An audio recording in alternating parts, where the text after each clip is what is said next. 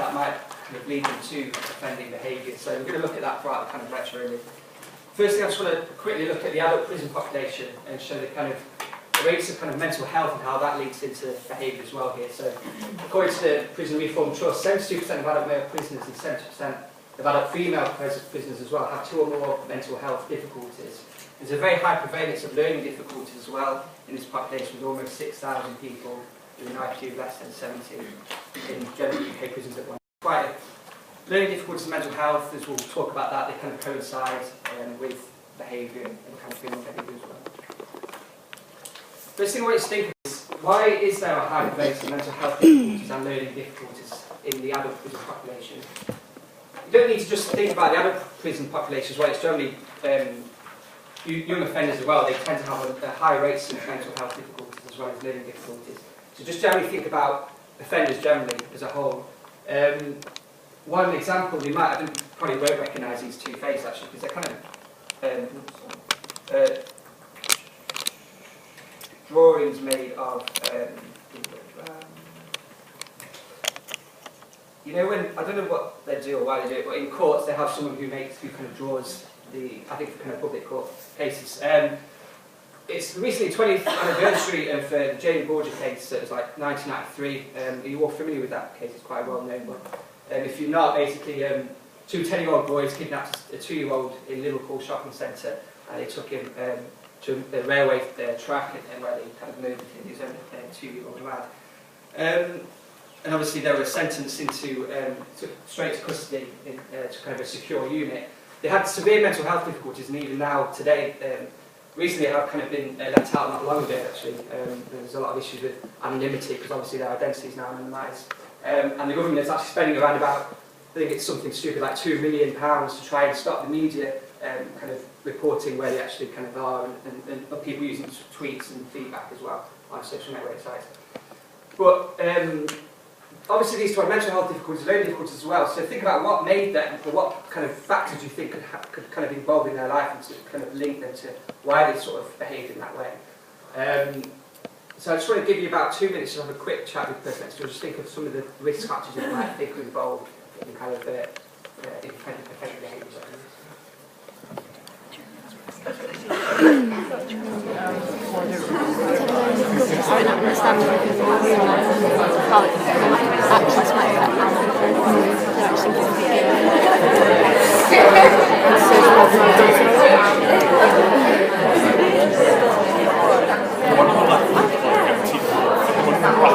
Which I suppose you'd look to attachment.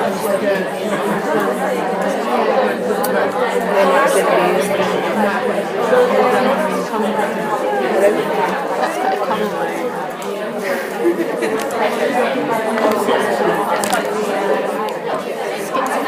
one. This is Monday morning. You guys, what any sort of factors you think might influence mental health, generally learning difficulties with this population? We were talking about like rationalising thoughts. Okay. Yeah. Having the ability to reflect on what we do.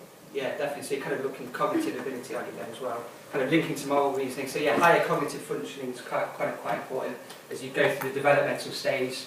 You know, most people kind of get to a certain age when you start to think of formal abstract thinking, it's called in sort of pejorative terms of developmental psychology. And yeah, that could be one reason, have not kind of got that level of abstract cognitive thinking, as well as the moral reasoning as well. Okay, that's good. Any other factors that you threw in here, what sort of thing? Yeah, interesting. So what kind of things, and you've got any sort of examples or anything that you might think when you think of disordered family life, is what kind of formation?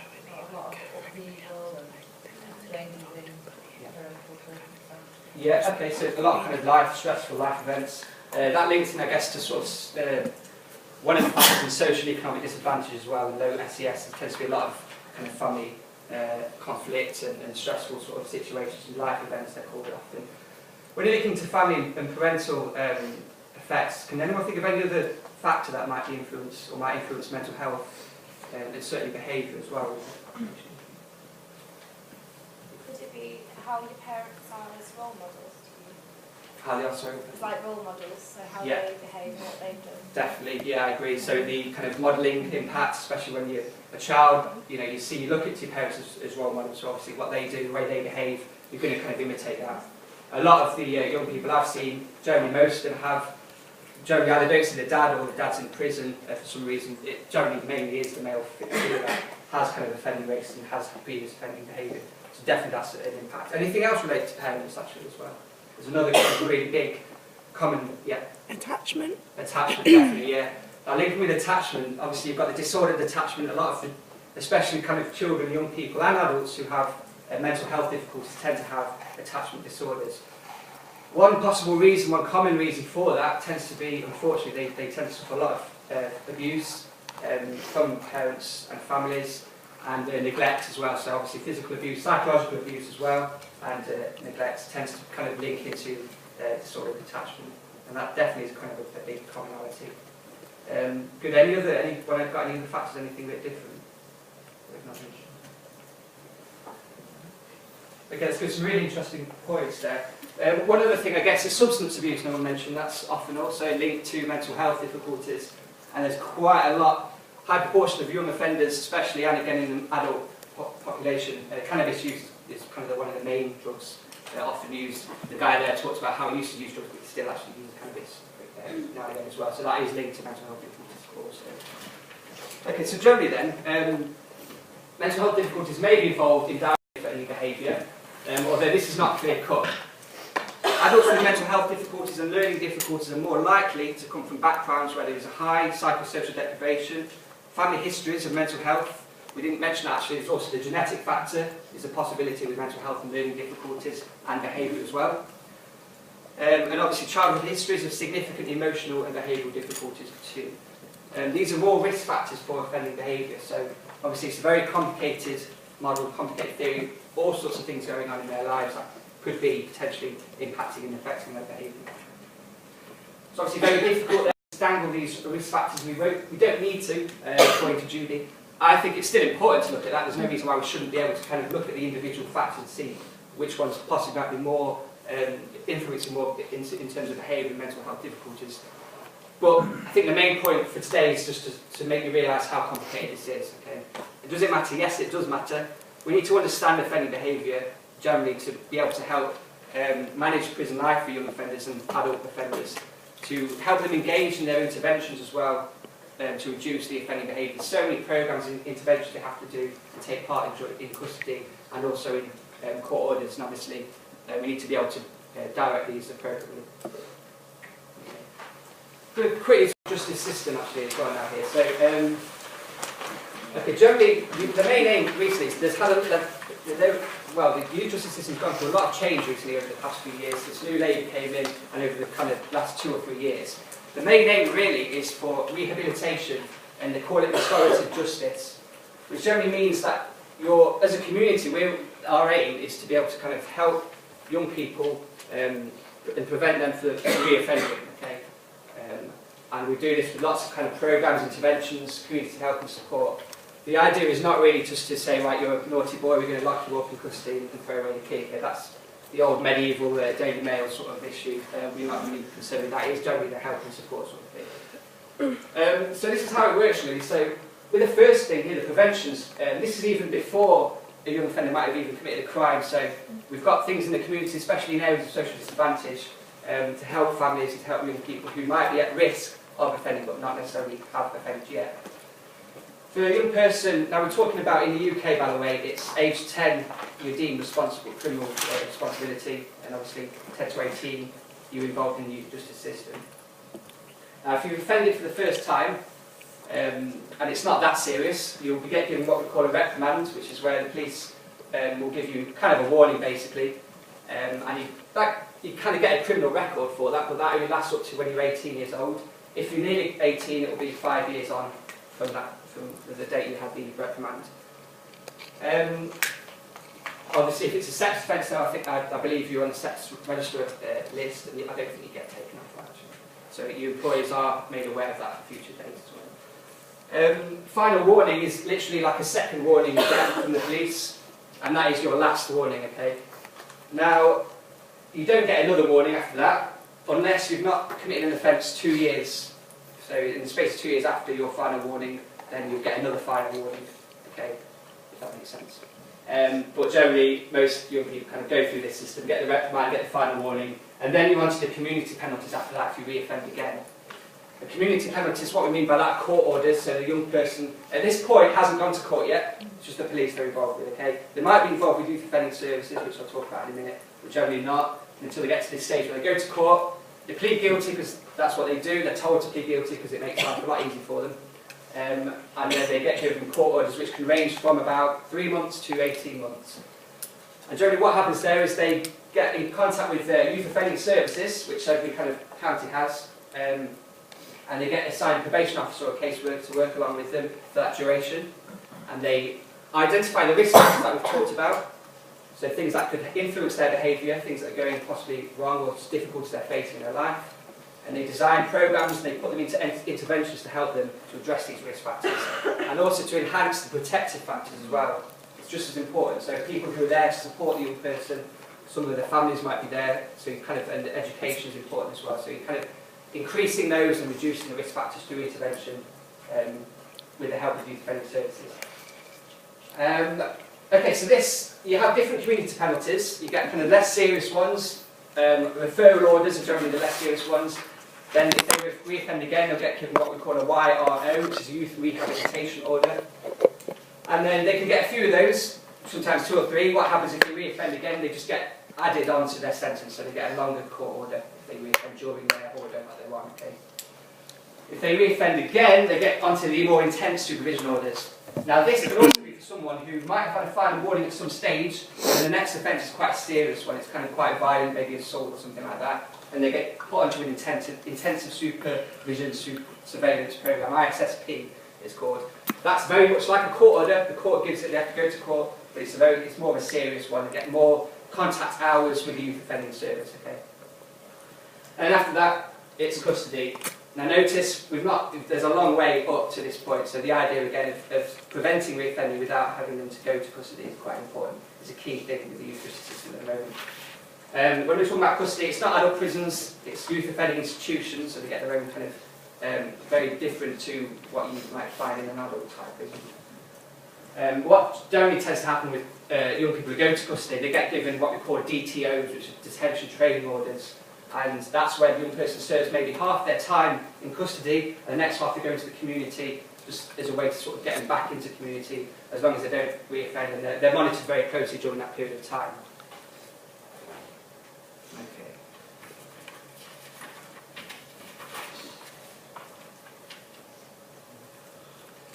So most of this we've covered really. Young people generally who commit crime between the ages of 11, at the moment it tends to be the most common. Around about 13 to 16-year-olds really are involved in crime. So obviously they either receive a custodial or non-custodial sentence. Custodial just means prison sentence, and non-custodial community sentences.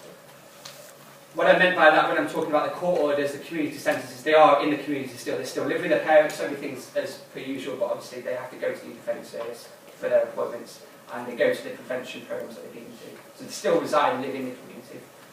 Offences generally include theft, motoring offences, assault, and drug offences as well.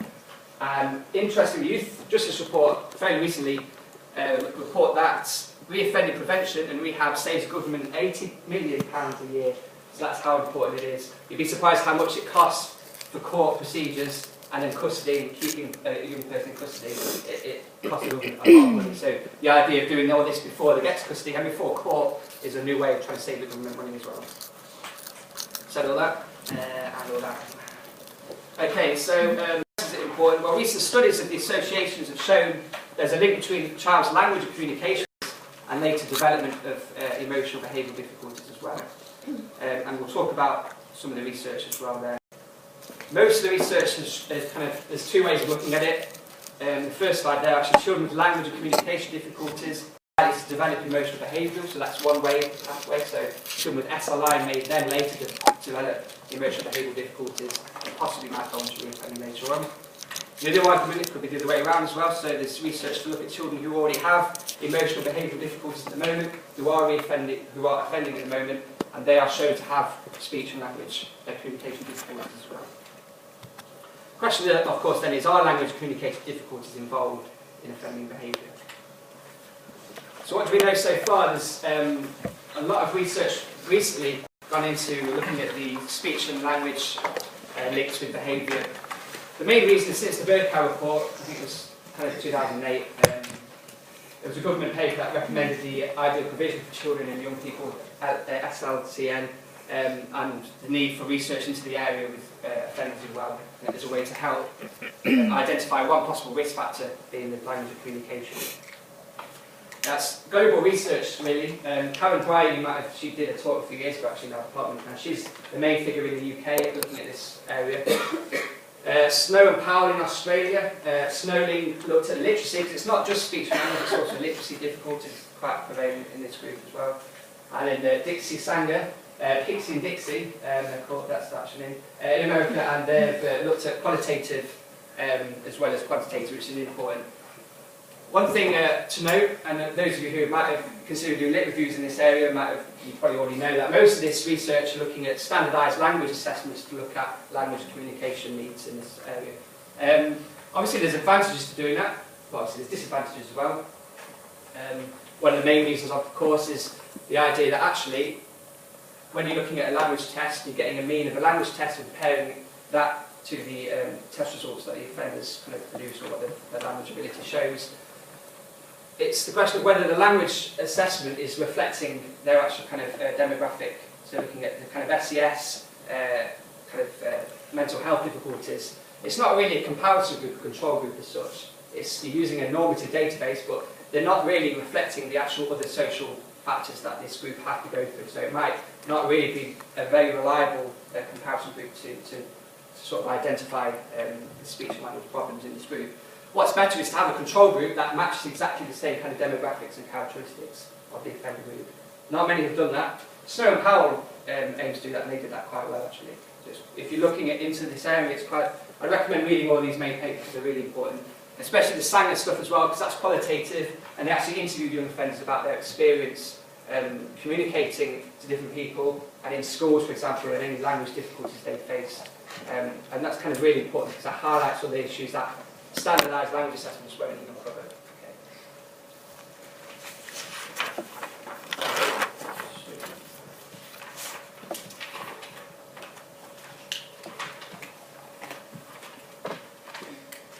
Okay, so generally then, we found that most of them, in fact all of them, show that young offenders have severe speech and language difficulties, and literacy as well.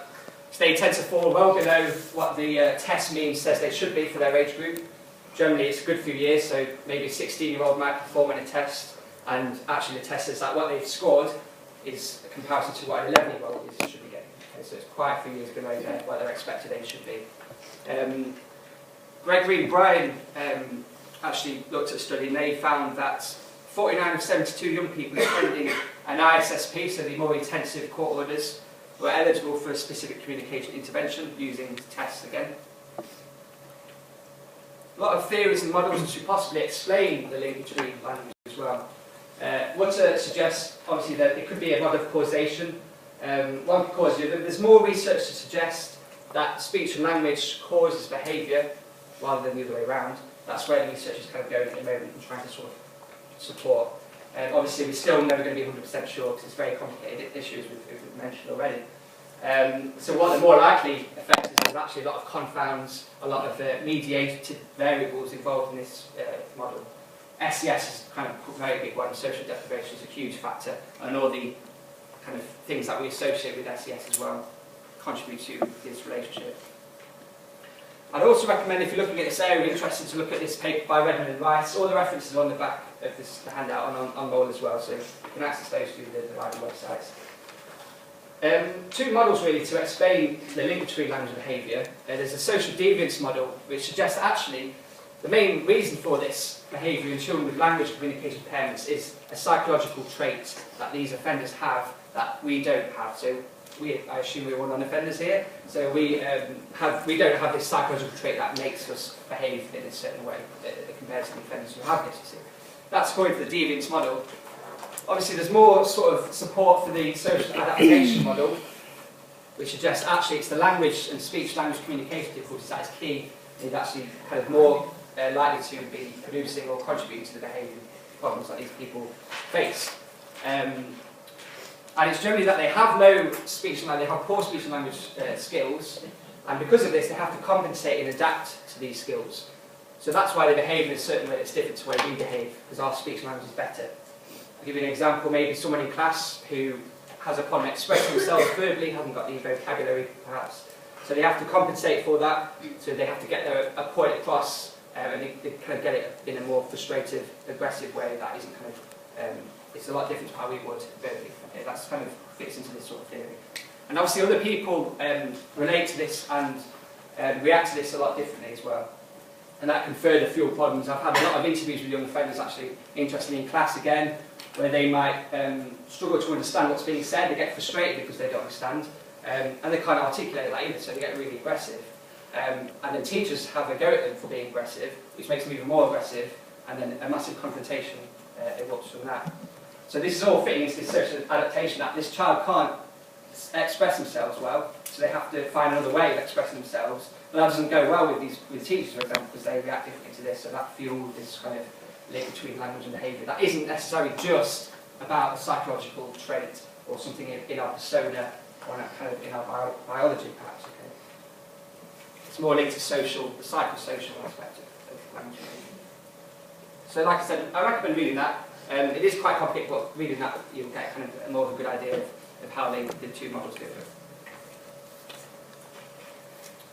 Okay, so these are other possible reasons for why there's a link between language and behaviour. Well, young people with hearing impairments and learning difficulties are more likely to offend than young people without these difficulties.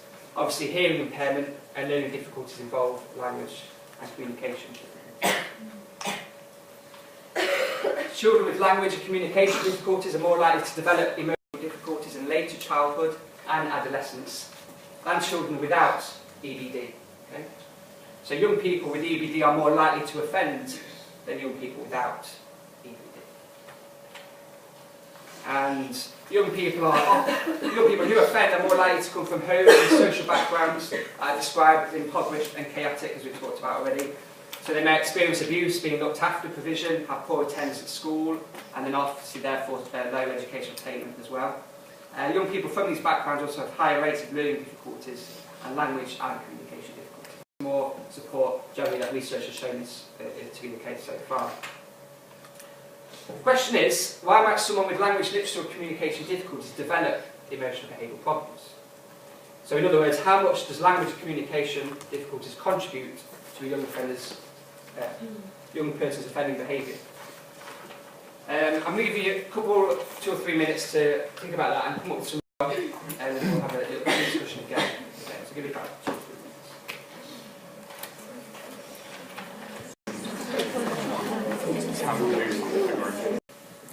Successfully engaged with kind of criminal intervention programs too. Excellent. Let's go to the end of the room, you two at the back. Any points you've got? Anything else? Frustration thing? Yeah, okay, good, yeah. Has anyone else got anything else, actually, a bit different? Yeah. I think it's more like if you're at school and everyone's doing better than you, you're like bored. Bored, yeah, boredom's a good one. Yeah, that's a really interesting one. That comes up a lot, yeah, the boredom thing. But also linked to boredom. So when the boredom comes through, because you're not really partaking in the activities because you can't, you're unable to do that. What else could be a factor with that? If someone can't kind of work along their peers or kind of struggling in educational attainment, yeah? We were talking about having like a lack of peer support. So Okay. you might not have any friends to vent to if you've got a problem, and if you can't do that, then Yeah. you're kind of isolated. Yeah, exactly, yeah. Isolation, that all links kind of, well, self-esteem and social activity and group activity as well, yeah. What about all the things that you learn in school about how to behave and about moral? If you don't understand what they're saying, you're not going to learn Yeah, about how to behave. really good point, exactly, yeah. Comprehension again, yeah.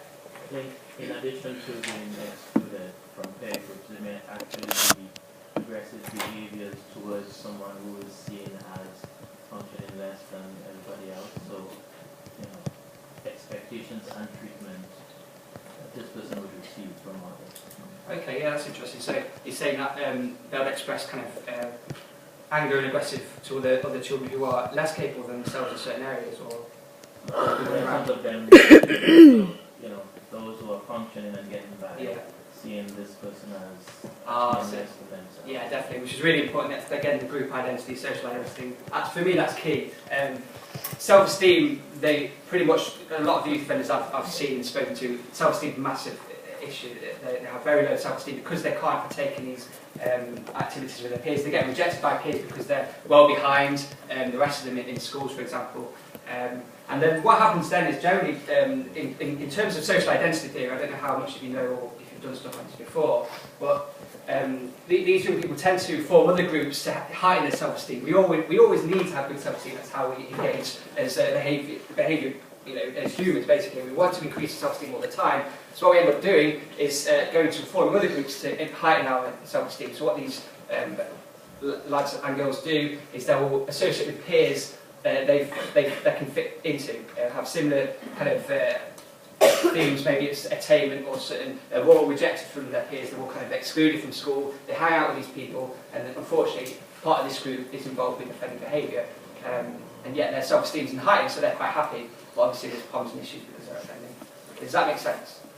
Yeah. So that's key, really key. Social identity, self-esteem, really important. Excellent. Really, really good points there, actually. Good. So this is obviously specific causal explanation again. Very complicated. There's so many factors involved here. Language and communication difficulties probably contribute to offending behaviour. There are risk factors of learning difficulties, adverse home and social background again. Attachment theory is linked with communication language very much so as well. There's loads of research into the area of attachment and language and how poor attachment and attachment disorders also contribute to someone's language communication difficulties as well. And obviously, poor educational attainment and reduced opportunities generally with regards to social deprivation is key. But understanding and meeting the language and communication needs of young offenders, as we've said, has the potential to increase their engagement with the youth offending provision they're engaged in and can help a young person not to re-offend. Okay, so it's important that we address these issues.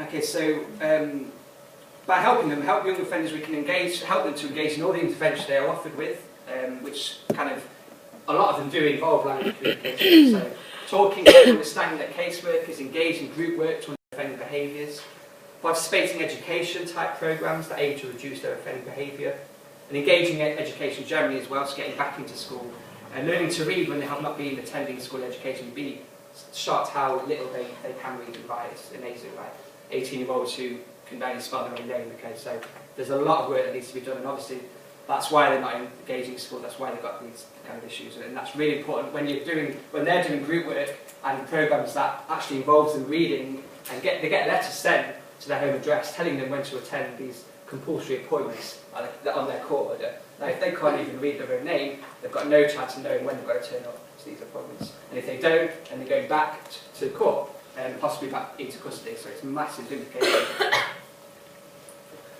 How can this be achieved then? Well, we can train staff who work in youth offending services and youth offending teams to understand the language and communication difficulties and to change their practice so that they can communicate more effectively with the young people. Working directly with young people themselves also, we can do that to help facilitate their communication skills. So young people who have identified communication difficulties as a result of learning difficulties, for example, like a stutter or a hearing impairment, we can do some work and help them. Which just generally, for example, social pragmatic skills maybe, literacy. We can look at all sorts across the spectrum of language and kind of help engage them and kind of improve their skills as well. Okay, there's some examples as well of the intervention that has been done so far by Juliet Gregory and Karen Boyd recently.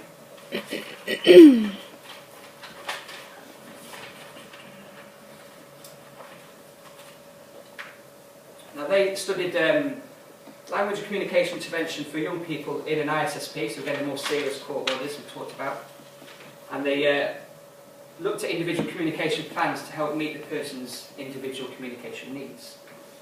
And they trained the staff who work with young people, and they also did this through group and individual work with the speech language therapist, which involved the young person's caseworker, because that's how they kind of helped to train the staff. The study took kind of pre and post measures of the intervention. First, they screened loads of young people in there were shown to have language difficulties, so they're kind of using standardised tests. We all know how we kind of work out if someone's got a speech language impairment using standardised tests.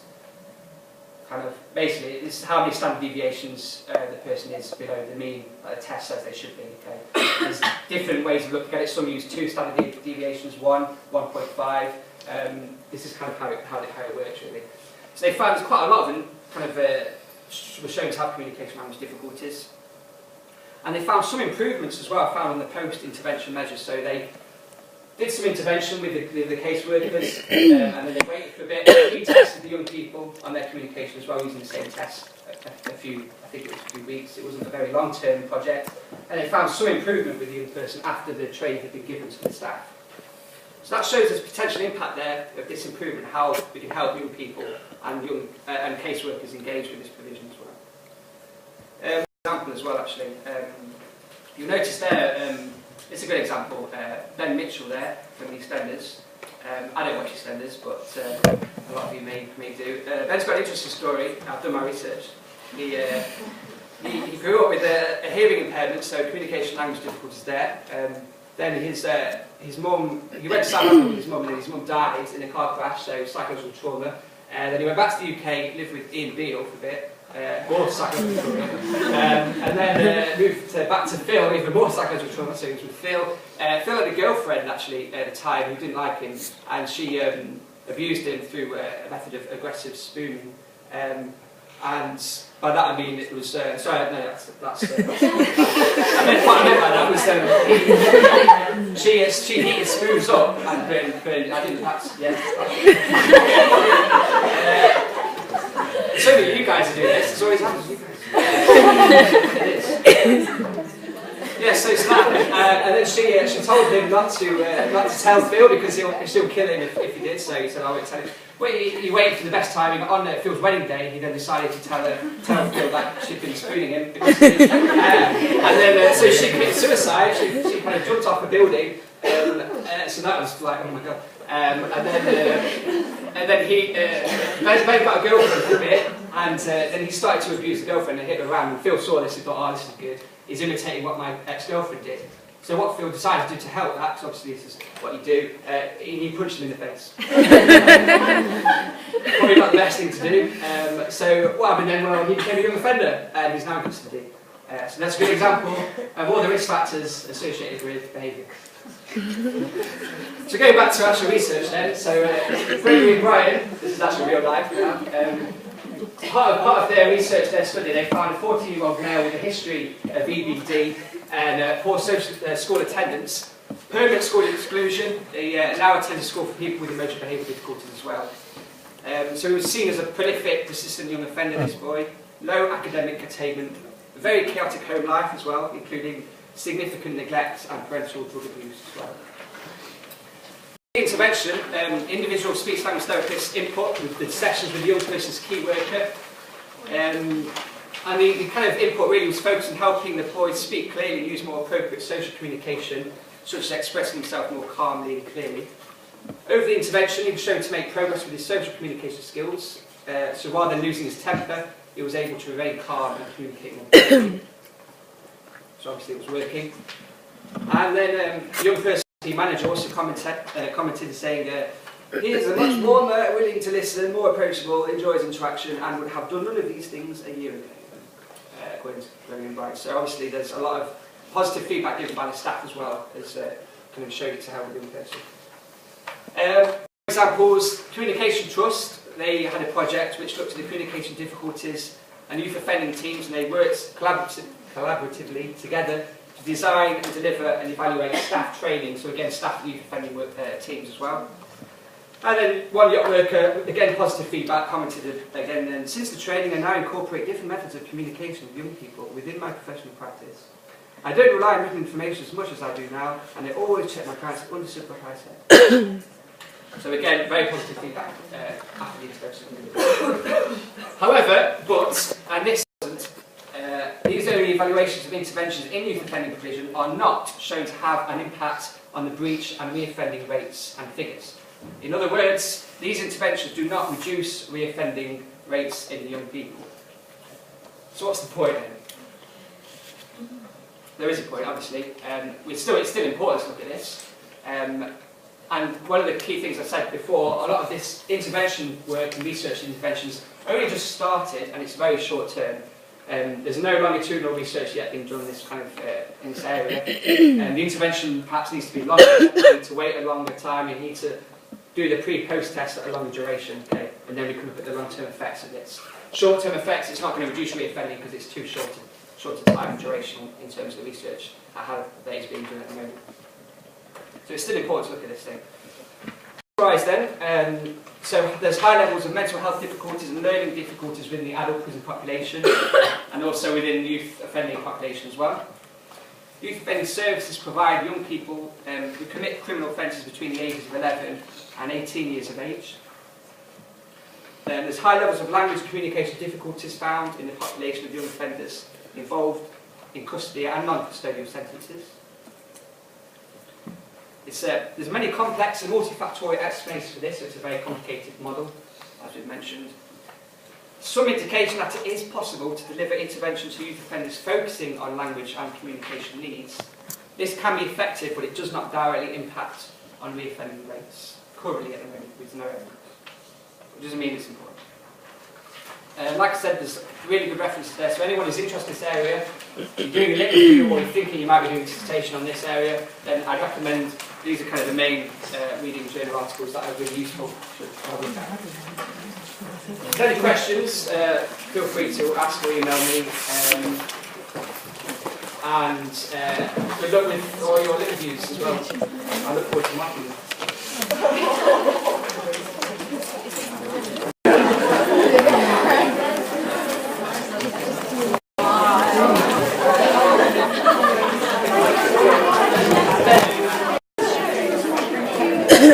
I should probably buy myself an iPad.